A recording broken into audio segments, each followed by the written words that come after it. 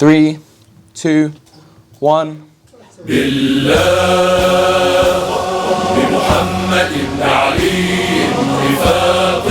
Assalamu alaikum wa rahmatullahi wa barakatuh, dear viewers. Thank you for joining us today on our 5th episode of the Rafida Roundtable. And today we have our podcast titled World War III. A bit of a catchy title, a little controversial, but that's what's been trending on Twitter. Everyone woke up a few days ago with that hashtag as the number one trending hashtag. So people are obviously thinking about this and very worried about what's been happening recently. We have, of course, the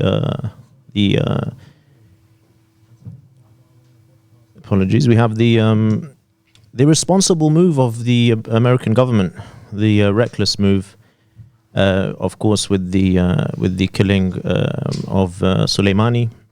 But before I do go into that, I'll just introduce my guests again. Here on my right, I have Ahmed Shakouri. Assalamu alaikum, brother. Thank you for joining us today. We have on our left here David from France. How are you doing, brother? Assalamu alaikum. Assalamu alaikum.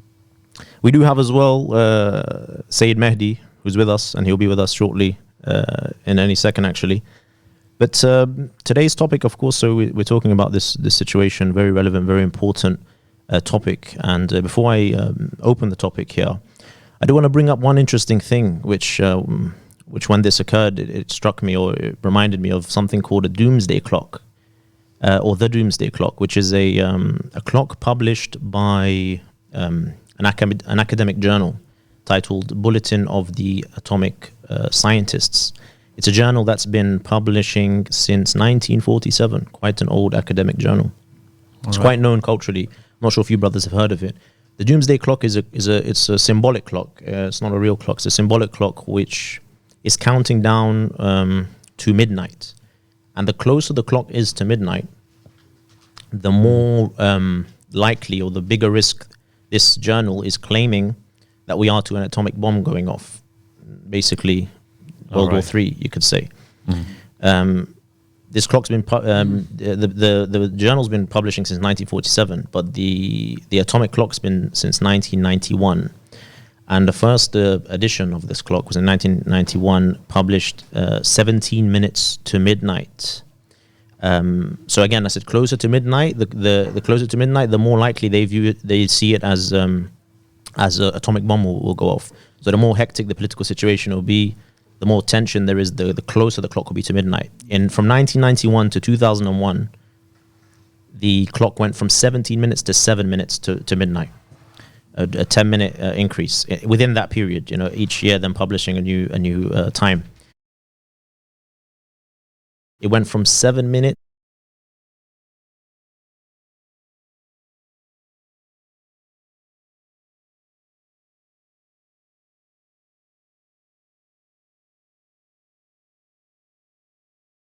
Edition was 2 minutes to midnight, very close to midnight. This is.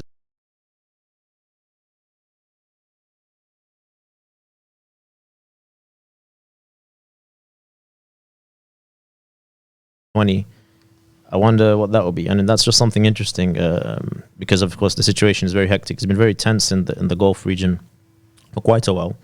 But going into the main topic, and I do want to say hello to Sayyid Mehdi. Assalamu alaikum, Sayyid. Wa alaikum assalam wa rahmatullahi wa barakatuh. Thanks for joining us. How's everything? May Allah bless you.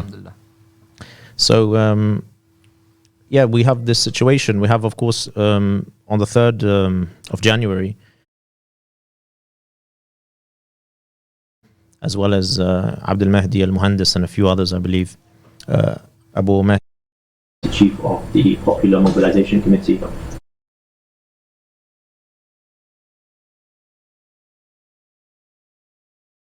Killed by a drone strike at his or in his convoy near Baghdad International Airport via Trump's orders. Also, he says that he ordered this to happen. Yeah.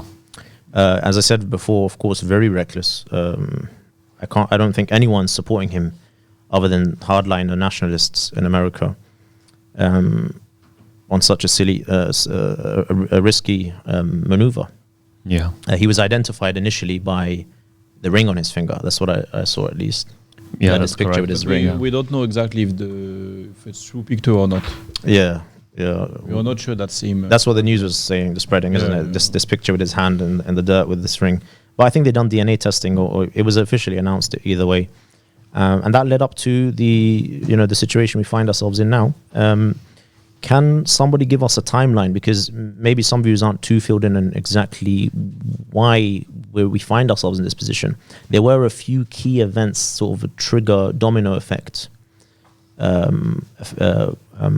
I don't know if David remembers the first kind of one that triggered this to happen. The first thing was the Americans. They made an attack on a base Yes, the air base. of a pro-Iran militia. The K1 air base, yeah. Yeah, so they killed 25 people. It was the first step, I think. No, there's before that. There's what's happened exactly before. I think you're referring to when you're referring to the U.S. airstrike against the Kataib Hezbollah position in Iraq and Syria, which killed 25 and wounded killed 25 and wounded 55. Yeah, exactly. But why were U.S. saying that they attacked that they carried out this airstrike? From what I remember, it was because allegedly there was a American civilian contractor killed during the K1 airbase attack in Kirkuk, if I'm pronouncing that correctly, Sayed. Yes, you're right. Yeah, so there was an American civilian contractor killed. But can that really be the reason? That's debatable. That's what they're claiming, as well as some other attacks that occurred. But following the airstrike, so then you have the US airstrike, 29th of December, 2019. You have US airstrike attacking the Iranian-backed Kataib Hezbollah position in Iraq and Syria. That's with the 25 killed and 55 wounded. That was followed up on the 31st of December, where the Kataib Hezbollah militiamen attacked the US embassy in the area which America refers to as the Green Zone. Yes, or the central of Baghdad, actually. Yeah, or the international zone, however you would like to refer it to. I did read as well that there was graffiti on the US embassy saying Qasim Sulemani is our leader. I don't know if I didn't verify if that was the case or not. I didn't see any pictures of it. But apparently on the US embassy they graffitied. Did you hear this? I didn't see it. Qasim Sulemani is our leader. I don't know if that's some type of propaganda to justify things that happen, but at least we know it was the Kataib Hezbollah militiamen. And then, of course, that comes to the 3rd of January, when the world was shocked by the assassination of Sulemani, yes. and Abu Mahdi al-Muhandisi, and the few others that are with him from Hashd al-Jabi. Can we speak a bit about who Qasim Sulemani is? Why is he so important? What's his role? What has his role been in that region? And why has there been such a fuss about him being killed more than, for example, Abu Mahdi al-Muhandisi? David, you want to chime in on that? Yeah, he was the leader of the Al-Quds Brigade, which is a force from Iran. He was very high in the rank in the Iranian regime. He was the second one after Khamenei. The second important one is Soleimani after him. He was famous since a very long time in Iran, actually. If you go to the country, you will see his picture everywhere. He's very well famous. Was that Al-Quds, you said, yeah? Just to make it clear, yes. Yeah, he was famous because he started the war against Iraq in the 80s. The Iraq-Iran war, yeah.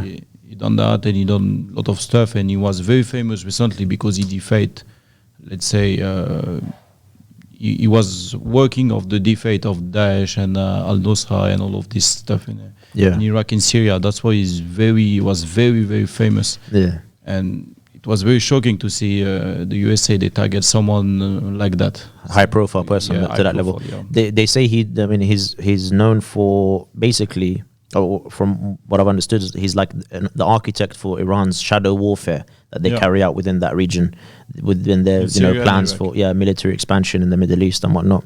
He's the strategist or whatnot, the one who's masterminded various things.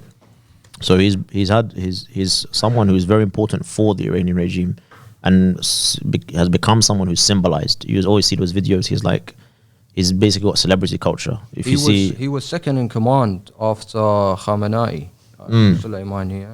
Yeah. I mean, any negotiations you do in that region, for the Americans to do in that region, they have to go through him. Yeah. he was like a celebrity basically. I remember I was seeing some videos when he walks any place he walks through. There's like crowds around him, people wanting to speak to him and whatnot. He really had that celebrity culture. But we'll talk about our views in terms of where we stand exactly. And I will mention quickly to the YouTube chat.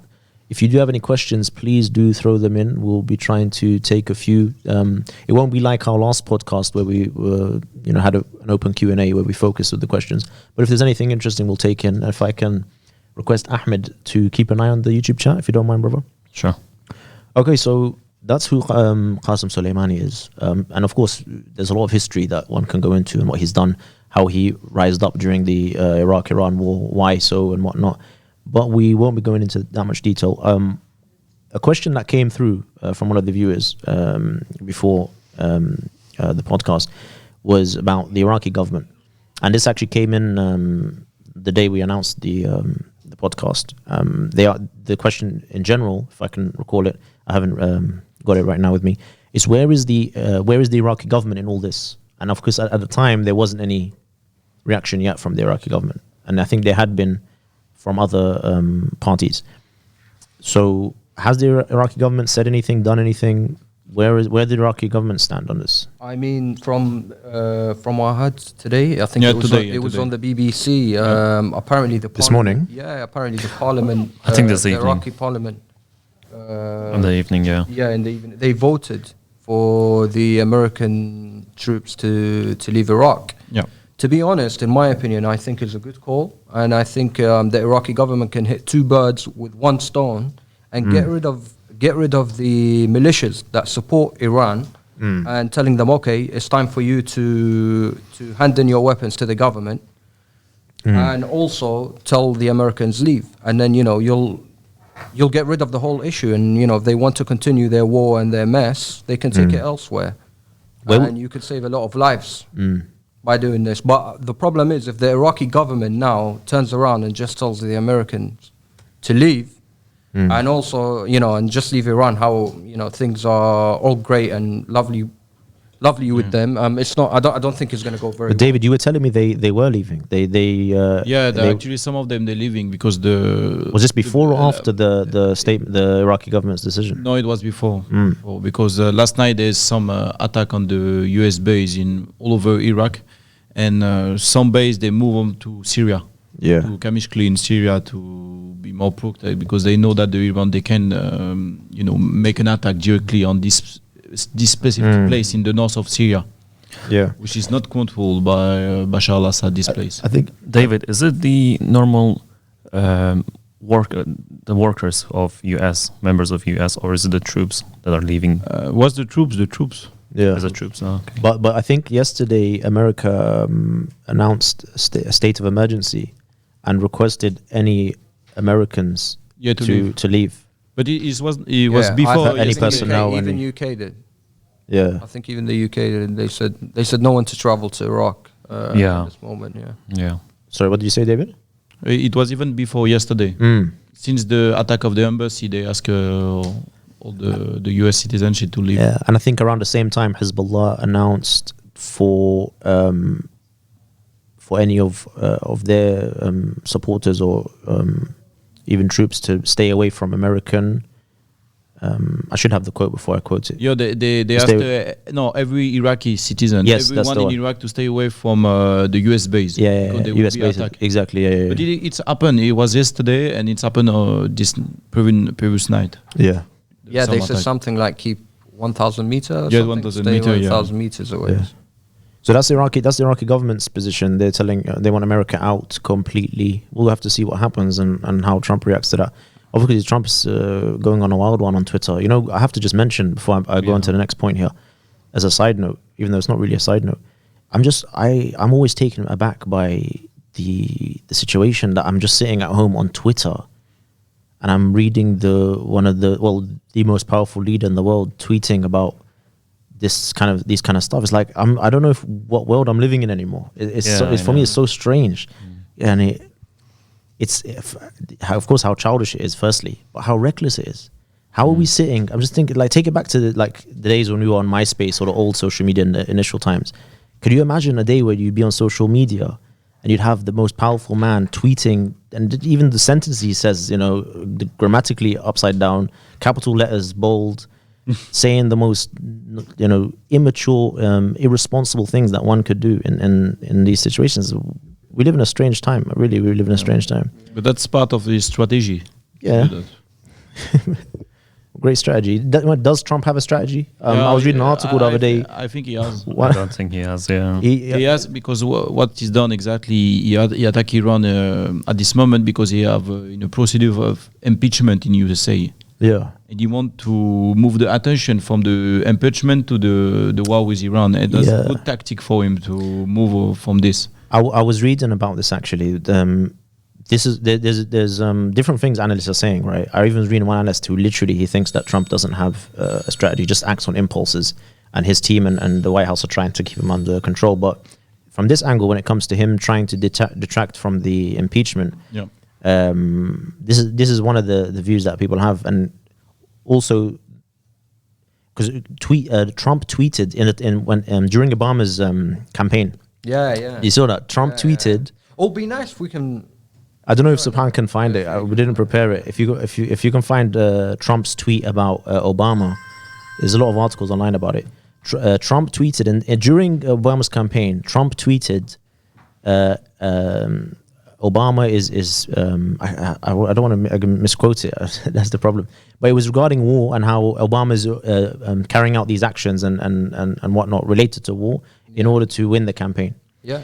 And then people are saying, "Oh, Trump, what's going on here now in your situation?" But then something interesting that I was reading on this topic as well with Trump trying to use this strategy. Apparently, the statistics, and David, you should know this. You're a statistics guy. The statistics show that all the presidents that have done such a thing, it has not helped them win any campaign or stay as president or gain any popularity vote. If you look back, even the U.S.-Iraq war, in that time. When the war was announced and when Bush took his stance, there was a spike in support. A lot of can't remember. It went up to like 84%.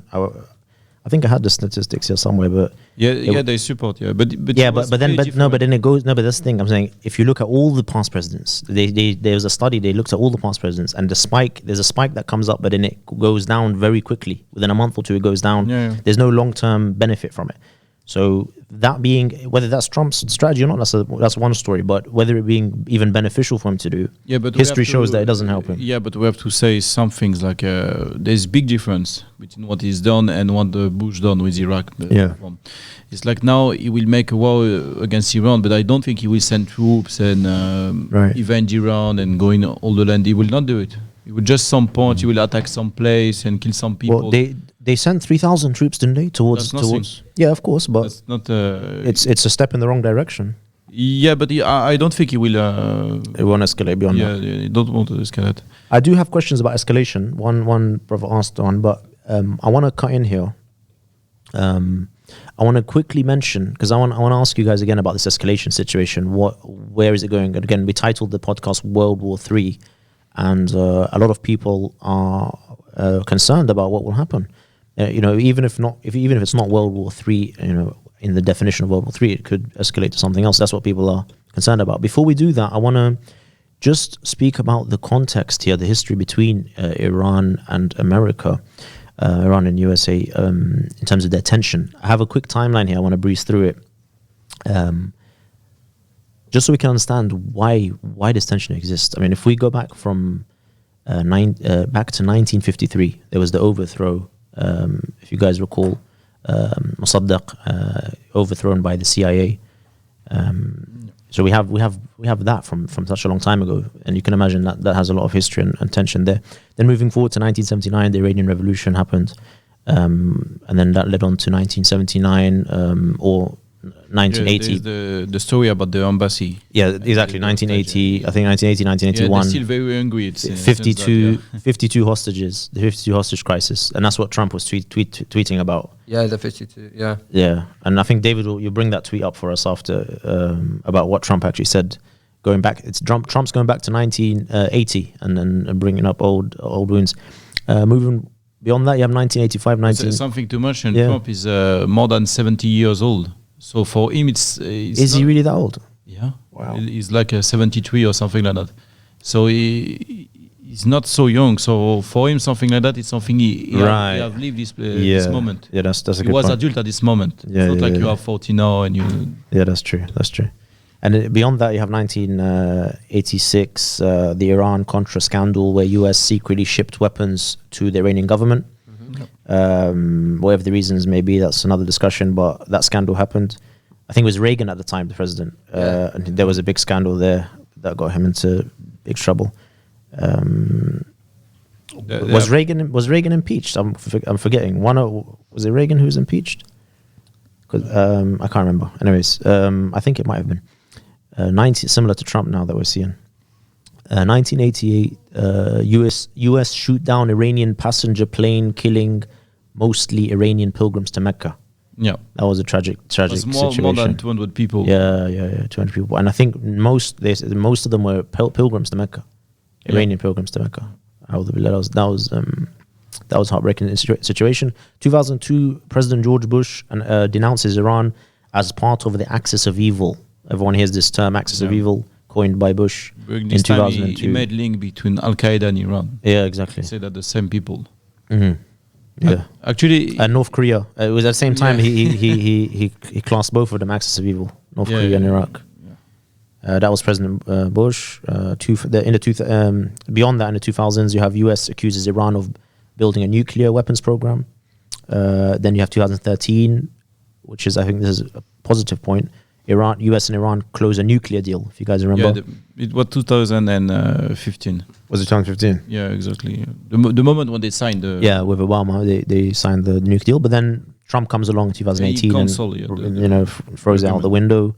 That caused a big uprising and a lot of anger, and that's when the tensions really begun. That's when well, there's always been tensions, but that's when tensions escalated in our recent period. But before Trump, at the moment when Obama came, he made the agreement with the Iranian. There's no tension. It was good. It was a good situation. It was a good situation. And the economy go up and everything go up and. Trump just stomped his foot on it. And another point people are saying is Trump now with all these. Trump basically applying now maximum pressure. This is apparently his strategy to apply maximum pressure to Iran is to get them back in a place where he can negotiate a deal he wants and that he likes, to push Iran back into a place where that negotiation can start again. But that caused of course tensions, and then we have 2019, and that was the year of tension really going up the roof. US accusing Iran for the 6 oil tanker explosions. Iran shoots down US military drone over the Strait of Hormuz, if I'm pronouncing that correctly. And it's just been worse and worse until we find ourselves now in our position.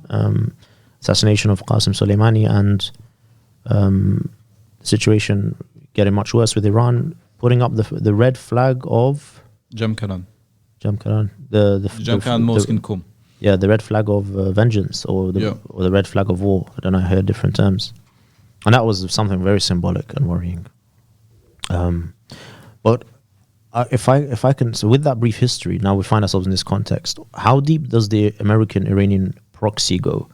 We always hear this proxy war term. It's become something that everyone's talking about in these days, and it's something, of course, very legit and something that's very crude if one reads about it. This maneuver, it's a direct attack. Direct attack. There's no proxy involved here. Now they break the proxy war. But tell us a bit about the proxy, David. They were doing proxy war in Syria, in a lot of places, in all the Middle East. Iran is the specialist of the proxy war in all Middle East. They never go themselves. Just, for example, in Syria, the Sulemani come to Syria to command the troop of the Syrian people and all the militia. But they don't send like the official army of Iran. Never. Yeah. They don't say that. Really the specialist of the proxy war. But now with this attack, the proxy war is broken. You have proxy wars. You have with Assad. You have through Hezbollah, Iraq, through everywhere in Lebanon, through also. Yemen, the Houthis. I agree. Lebanon. I mean, you have the Iranians have experience from the 80s. With Lebanon, with the war with Lebanon, and then they made Hezbollah. So they have more experience than anyone else. And Soleimani is the best guy at doing that in the Middle East. Because he was in all this moment, he was there. Yeah, all of this. yeah, and now Iran. If Iran decides to attack America, they won't. I highly doubt they will attack from Iran. They will use the militias in Yemen, in Syria, in Iraq. Yeah. Probably even Everywhere. in Africa. Yeah. They have militias everywhere. I think that's how they will But retaliate. They what won't go head to head. people with that's what America. people worrying say now with this direct attack and such a bold attack on a key figure like Suleimani. People are worried now the proxy days are over. And now we go into the new phase where It might do, yeah. where we're having Might- these maybe, yeah. confrontational, It all- even if it doesn't go full out, as people are worried about. I think Could be a new phase, a new era in terms I of think the it war. all matters on the retaliation. If Iran, retaliates really heavy, Trump can't sit down and watch. Then America will retaliate really heavy, and then a war will start off. And Iran are finding themselves in a difficult situation if they do not retaliate. Yeah. They've got a lot of these supporters who support this Soleimani guy. They're waiting for vengeance. Yeah. And you got Khamenei coming out and also saying, we are going to avenge him. So something must happen. Something's definitely going to happen. It's Yeah. just how big it is, and eventually it will probably lead into a war. Yeah. Well- Inshallah, not. I mean, we pray. That's not sure. We don't know at this point what the. It's not clear. But I just want to say we pray, and of course all the Muslims and anyone who has any belief in a higher power, we pray that the region doesn't spiral out of control. No, of course. And we can all be as optimistic as we want and say, Because we don't know. we and have we're not nothing sure. to win in that. We have nothing to win, yeah. Nothing There's at all to literally, win, yeah, and there's so much to lose, and that area, and especially the Iraqi people. I mean, we can talk about that region as a whole, but Iraq has they've just just a poor country. They've never had any peace. It's just one war after another, after another. Say, did you see that video yesterday? There was a guy I think posted it, maybe in a group that we're in, where some guy has a piece of paper and he has Iraq in the middle. Yeah, And he has these countries. He has these countries, yeah. He has all these countries surrounding Iraq, and he's written in the paper, and he says, and he's like, this country, and it's the way he's done it is really smart. This Is this country's got a country problem with this that country. country, so they attacked this Iraq, country, which is yeah. Iraq, and then this other country has a problem with that country, so they attacked Iraq, and he keeps going, and it's all legit what he's saying. Yeah, It's usually just Iraq is there in the middle, just being bombarded left, right, and center, and we pray that Allah protects and relieves this nation from these problems. But I want to go into the point about Trump's strategy, because and what reactions we've seen now. So we have various things happening. We have a tweet from Trump, actually. I don't know if do you have that up, David, to read out for us? Trump actually tweeted something really Which preposterous. tweet is it? The one when he brings up the hostages. Yeah. He brings up the hostage situation. I don't have it here. If someone can find it so we can read it. Oh wait, I think I got it here. Yeah, here it is. I'll read it for you guys. Trump tweets, "Let this serve as a warning," capital letters, warning, all caps, "that if Iran strikes any Americans or American assets, we have targeted 52 Iranian sites, representing the 52 American hostages taken by Iran many years ago. Some at a very high level and important to Iran and the Iranian culture." That's the problem there, Iranian culture, he's saying. "And those targets and Iran itself," and this is all caps now, "will be hit very fast and very hard," all caps. I don't even know what to say to this. "The USA wants no more threats!" Exclamation mark. Trump tweeted, that's Trump's tweet, there we go. Trump's tweet on social media. I think there was a second part, but I don't have that here, but that was the main thing. I mean, just like, what a child. What an absolute child. I mean, I can understand from a nation's perspective that you need to show this, fierce side to your, the way you play politics, or in order to, pressure back and all this kind of stuff they do to try and this tug of war. But the way he does it is silly. The thing is, people It's immature. I think people It's get on reckless. his nerves really quickly. It was the Iranian general that said we can target 35 different locations. Wasn't that after? No. It was before. It was before.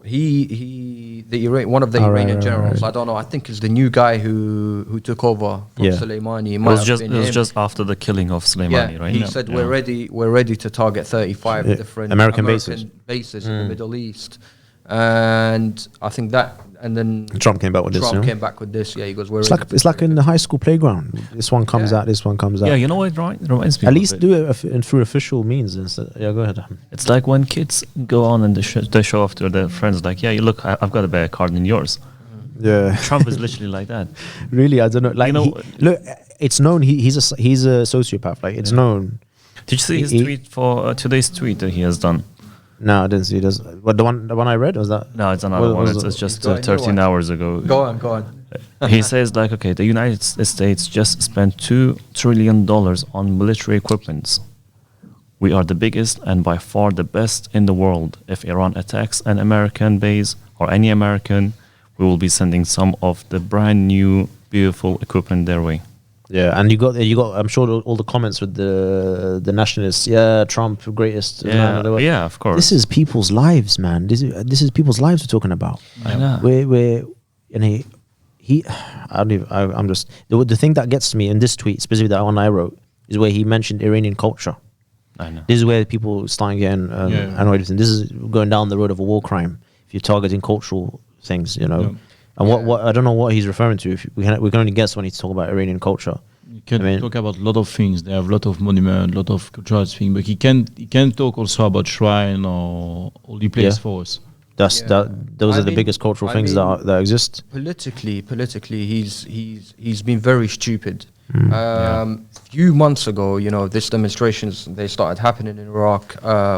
Most of the Shia started to hate, you know, the Iranian regime and their influence in Iraq. They even went, imagine Karbala city, Yeah. which is a strong Shia city. They came out and they burned down the Iranian consulate. That's how much they had enough Yeah. of Iran. In Najaf city, that's another holy site, you know, another holy... Yeah. They burned the Iranian embassy or consulate like 3 times. Yeah. 3 times. So, you know, Iran was losing their influence in Iraq. Literally, they were losing their influence. For him to come and do this, now you get, you know, the Iraqi people they're a bit of emotional people. Their emotions are getting involved. Yeah. You know, they're not looking at the bigger picture. Yeah. The way they're looking at, oh my God, America just came into our country without our permission. I'm You trying. know, did an airstrike, and now Iran is taking that advantage. Iran doesn't go to the Iraqi people and tell them, you know, they don't speak to them in that language where they say, you know, we're here for our personal interest. We came and defended you guys. We came to help you guys with ISIS for our own personal interest, to defend to beat ISIS in Iraq. Just Because close to the mic, one Sid. second, Close to the mic. Because Yeah. ISIS will get into ISIS after will start moving to Iran. They don't use that language. Yeah. Iran will go there and they'll play with people's emotion. Oh, we came here to protect the holy sites of Karbala. We came here to protect the holy sites of Imam Ali. We came here to defend you guys. We came to defend your And at women. the same time- they start using that language. Yeah, and then you know. And the people of Iraq, in the last year, they started to realize, you know, this was all a game. Iran's here for their own agendas. You know, there's no jobs. There's a lot of problems in Iraq. And for Donald Trump to go and do this move is just dumb. Trump now, he might have lost Iraq, to be honest with you. That's He might have lost Iraq. why I want to say, like, I'm trying to figure out what if there was a strategy. What was it? Because one of the things, you know, there's a phrase they call rally round the flag, when like a leader kind of makes a stance or declares war, or, you know, points at an enemy and says charge. The people generally, you'd see them rally round, and there's this like sort of unification of the people and this new found passion. But it seems like it's worked in the inverse. We seeing that more from Iran's side. We're seeing that more from Iran's side. If you're looking now, there's this sort of real like uprising of people coming together, commemorating Sulemani. It's work. It's like it's working in the inverse. So I don't know what their plan is, because it can't have been that. And I mean, anyone would have deduced that would be the case. It's not hard to figure out that would be the case. Yeah. So It I don't gives know. support to Iran. That's good thing for them. It seems to have been good thing for them. Yeah, it might. The thing is, it could be Iran was probably itching for this to happen. To be honest, you know, after the sanctions Donald Trump did on Iran, Iran was, you know, a lot of people started turning against their own government. You know, people are starving. There's no jobs. There's no food. So Iran said, you know, Iran were then, I think it was Qasem Soleimani under his orders where they fired those rockets. And these things have been happening all the time. You know, every time America does something to Iran will piss them off. They'll go send, you know, a terrorist group in Afghanistan to do a little move to, you know, to piss them off, or in Iraq for a few missiles, or in Syria. And I think they just got on Donald Trump's nerves, and he just decided, he goes, you know what, I'm going to go take this guy out. And it was stupid. You know why? It was really stupid. Yeah. You know why? And maybe just not going off your topic, Sayed. Something just came to me, which I was sitting at home the other day. Might have been this morning or yesterday, and I was going through different articles and whatnot, and I see one picture come up with Trump. We're doing a thumbs up. He's inside a car and he's doing a thumbs up, and he's got I think he's got glasses on, and you know he's wearing probably his golf outfit because he just come from golf, and you don't see all his face, like his shadow on a third of his face, and you see his face coming out from the shadows of the car, and he's got like a very sinister smile, and he's got a thumbs up, and he's playing golf, and this is during this period, during this mess now that's happened, during this chaos. He's gone off to play golf, and he's poking his head out of the car with it's a very creepy smile. If you go look at the video, this is all a game for him. If you go look at that picture, I was looking and I was staring at it, and it hit me, and I was just like, this person is a sociopath. He is psychotic. He's insane. During all this chaos, he's got this creepy smile on. Thumbs up as well. Thumbs up. Like, yeah, come on. I don't know why this guy's still in the place he's in. You've got a lot of crazy people at the moment. You've got our Prime Minister now, Boris Johnson, who is on holiday for 12 days. Yeah. He's gonna definitely join in. You've got Israel, Benjamin Netanyahu, who's been itching for this. He's definitely gonna join in. These psychotic leaders. You've got another psychotic leader who butchered someone in an embassy, in a foreign country's embassy, and everyone continued on with their lives like nothing happened. Yeah, the Saudi Arabia, and you've got the Emirati, Prince King, wherever he is. He's itching for this war, and you've got Khamenei, who's another lunatic. What do you expect? What do you expect to happen? It's going to be a war, 100%, from my opinion, anyway. I mean, it seems like the leaders are becoming more. The leaders that are elected are becoming more and more psychotic. I mean, before you had criminals taking the place of leadership, but they at least you could say they were sane to some degree. You know, they presented themselves in a proper way, but now it's like they're criminals, but they're also mentally ill and they're psychotic. This is like representing the illness that's spreading in this world. The more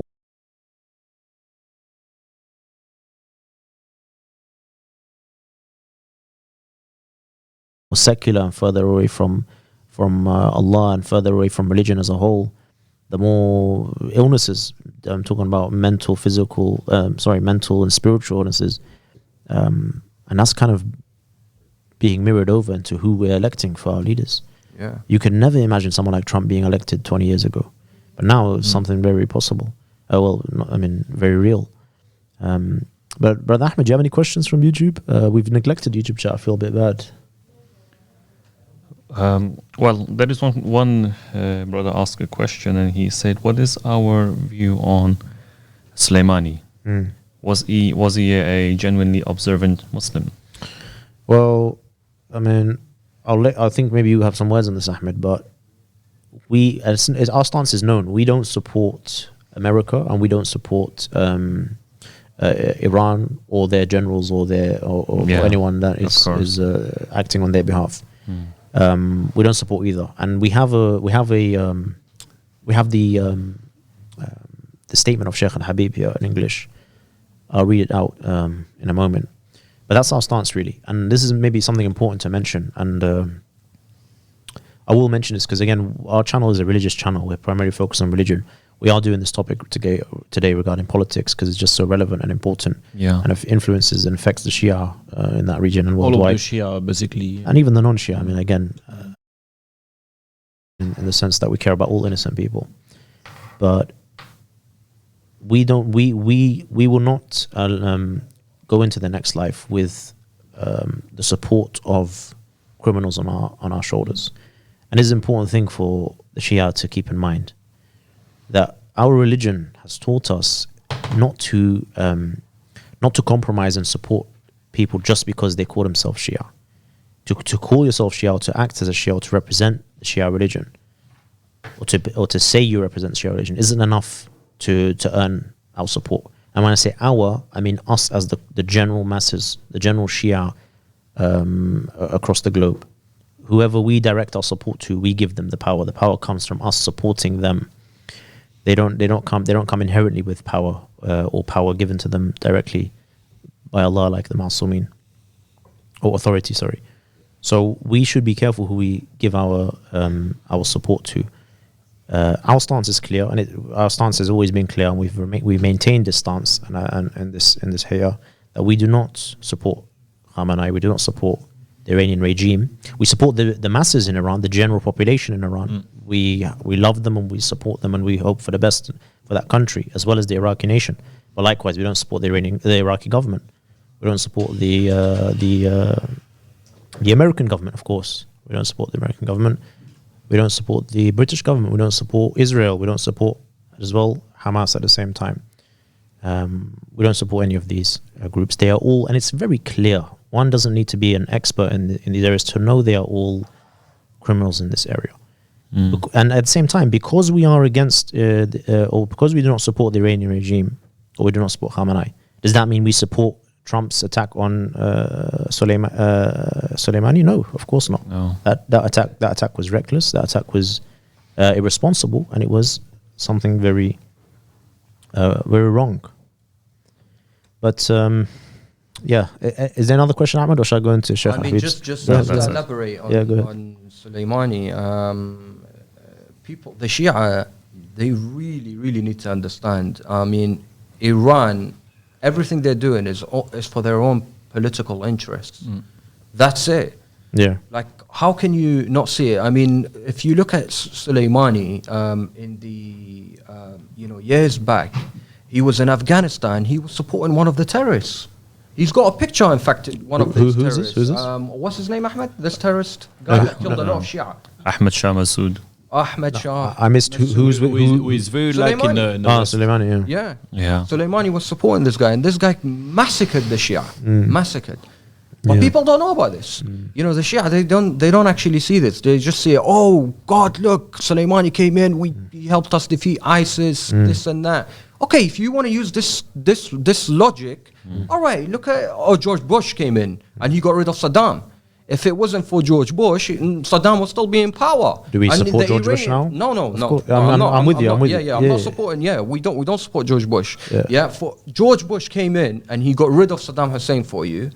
Then you were allowed to come into Iraq. If it wasn't for George Bush, you wouldn't have stepped a foot in Iraq. Soleimani wouldn't have stepped a foot in Iraq. No one would have stepped a foot in Iraq. So what? We're gonna say, oh Lord, protect George Bush, for the savior of Iraq. He came in to help us. And come on, like just leave your emotions aside.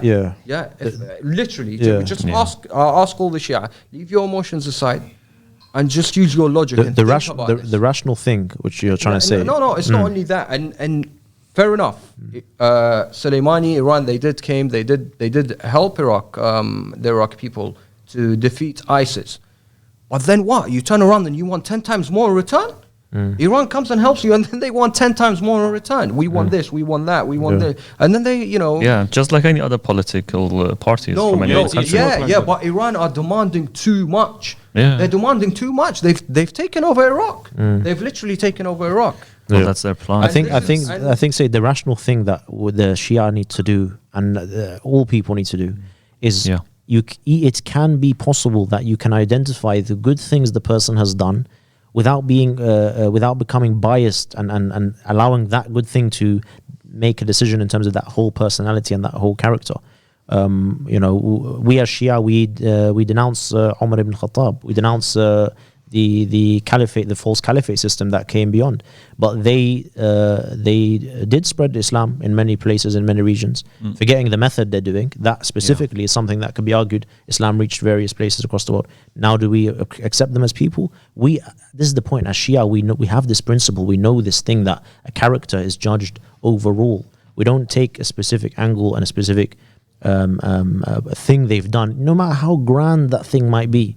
If we look at the overall person and make our judgments in line with the teachings of Ahlul Bayt alayhi salatu wasalam, I want to read Sheikh's statement here, and just one sentence from me before I do, is that let us be careful. We don't want to enter the next life with blood on our hands for supporting criminals and supporting mass murderers.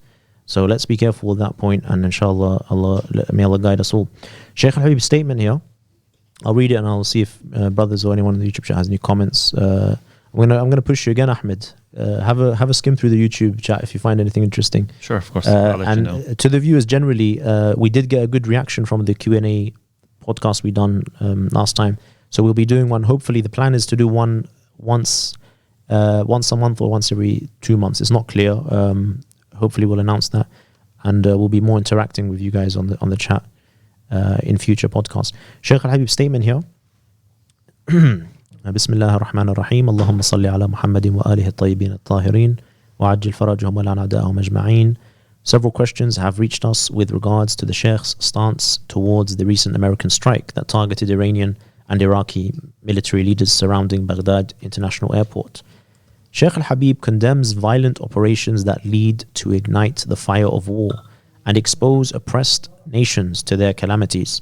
And he considers the recent American strike as being such a reckless operation. He considers similarly the provocative strikes performed by the Iranian regime and its proxies in Iraq and the region. He condemns both parties simultaneously and directs a message to both the rampant Trump and the tyrant Khamenei. The souls of, and this is the quotation here, the souls of innocents are not a game, says Sheikh Al-Habib.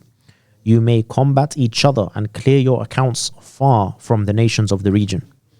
He hopes that the level of adamancy, end quote there, he hopes that the level of adamancy in both quarreling parts does not reach the level of entering the region into a new sequence of devastating war whose price will be paid by the innocents and the weak.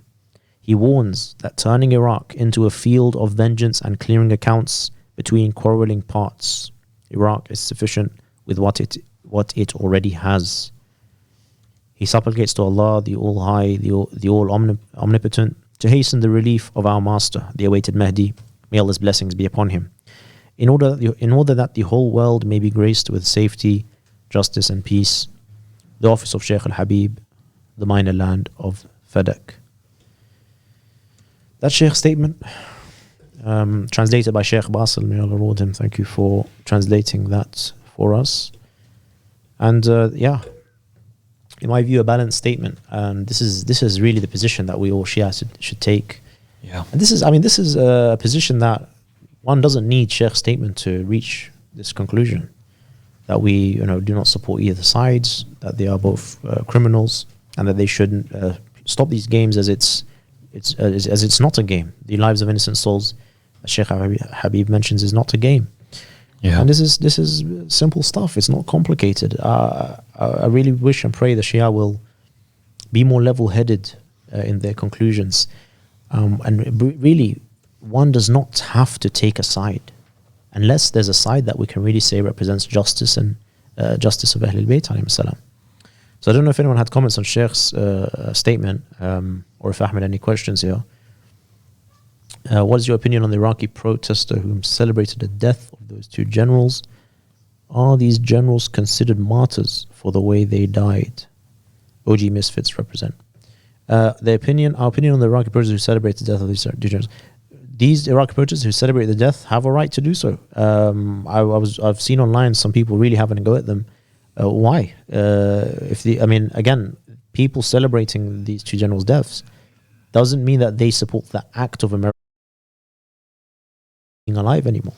If there's people in that region that have suffered through their hands, or they've seen their their country become more unstable, or they've seen negative repercussions, or they've seen Iranian influence in their country that they are not happy with, then they should very well be happy. And why shouldn't they celebrate? And at the end of the day, our position is clear that we do not support either side, including the side of these two generals that you referred to. And yeah, I'm a Catholic, but always respected the Shia Muslims. I have nothing against Iran, Red Pill. That's another comment there. Anti-Pakistani nation. Yeah, I mean, I think that's from Michael, and he had another question earlier. He asked us, what do we think is best for Iran? What do you want from Iran? What do we want from Iran? What do we want from Iran, guys? I just add a comment from Michael. He said, I do not take Trump's side, but I am curious as to what you all have against the leadership of Iran. Now, this topic isn't about us to have a go at Iran or to explain the situation of Iran. That's a whole other podcast that we can have. But well, if it's a quick, yeah. Go on, go ahead. Okay, Iran is just like. Sorry, what was the initial question he had? It was what do we want from Iran? Answer. Go for that one. What do we want from Iran? Say right now in this situation, what should Iran do in front of Allah Subhanahu wa Taala? What should they do? I mean, don't. It's tricky. It's difficult. Pull out from Iraq. Let these countries live in peace. Look after your people. Give freedom to your people. Let them live their lives. Stop this tyranny. Let there's a lot of prisoners in Iran. A lot of ayatollahs are in prison in Iran. Yeah. People don't know that. People think the world. Everyone thinks the Shia, all of the Shia are with Iran. No, they're not.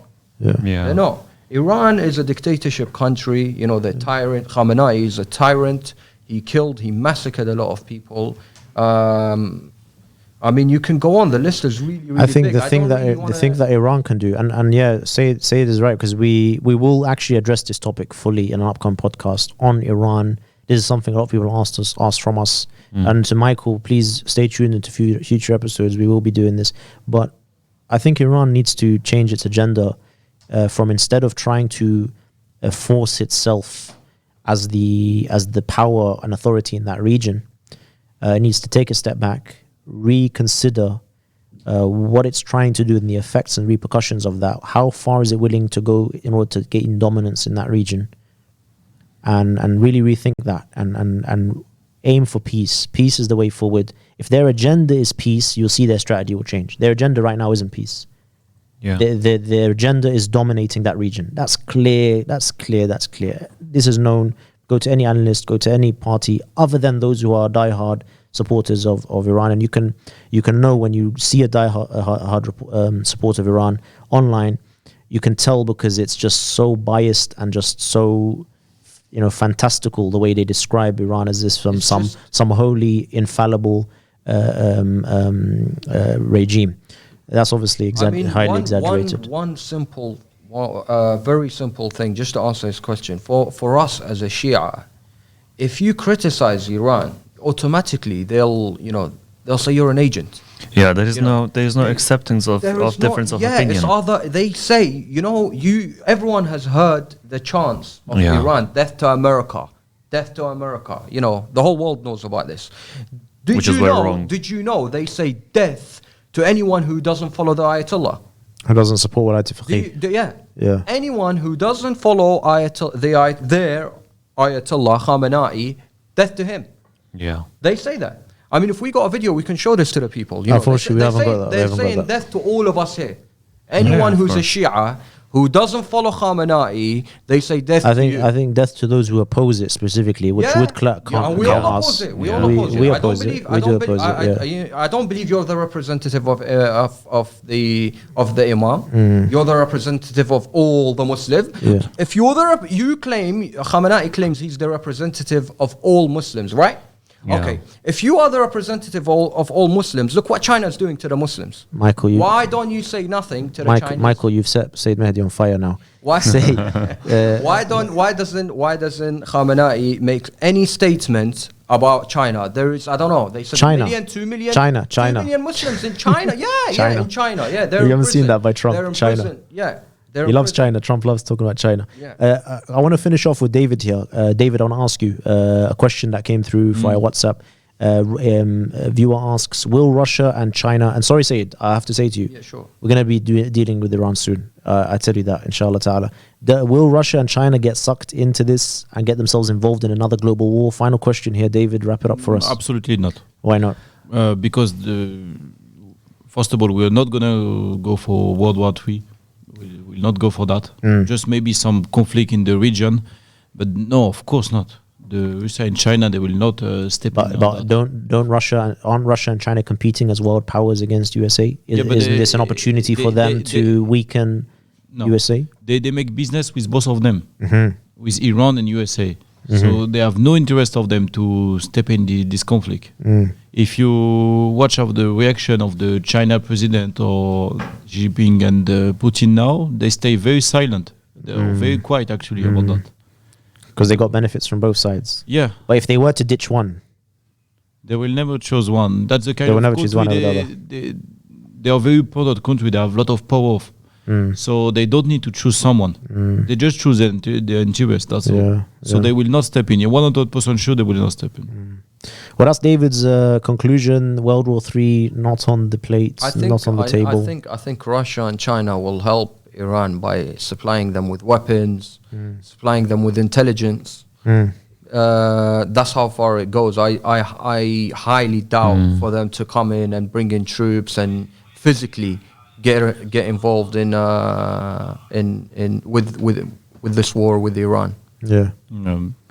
Well, Ahmed? UK Prime Minister, he just released a short statement Yeah. that, of course, I think from his holiday, saying that we will not lament the Iranian general's death.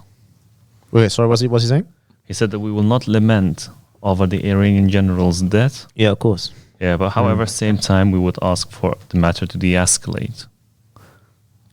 Say that last part again. We will? Same time, he is calling for de-escalation. De-escalation, right. Over the issue in the in Middle East. The most sensible thing Boris Johnson said. Which depends what in whose term. In Trump's term, de-escalation means bomb Iran and all its military bases. That's why I'm saying if America decides to go to war with Iran, we're getting sucked in 100%. The UK will join in. Trump said we killed Sulemani to prevent a war, not start one. Yeah. Well, I don't know how that makes sense. I don't know how that makes sense. There's no sense of that. But yeah, we'll wrap it up here, guys. David saying no World War III. Sayyid Mahdi, I believe, saying the same, and maybe so is Ahmed Shakuri, if I remember correctly.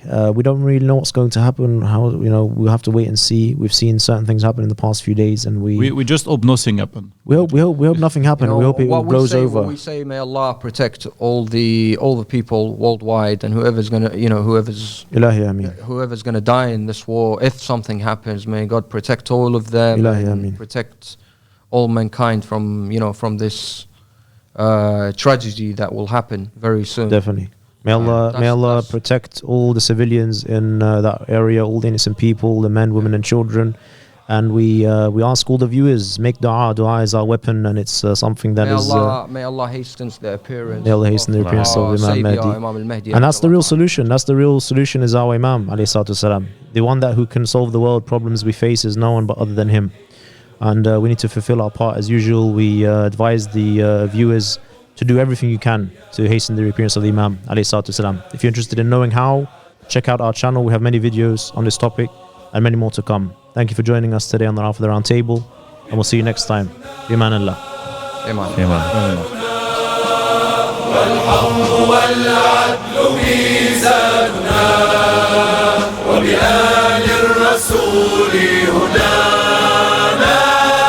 ننشر السلام في الأرجاء ونعمر الأقطار.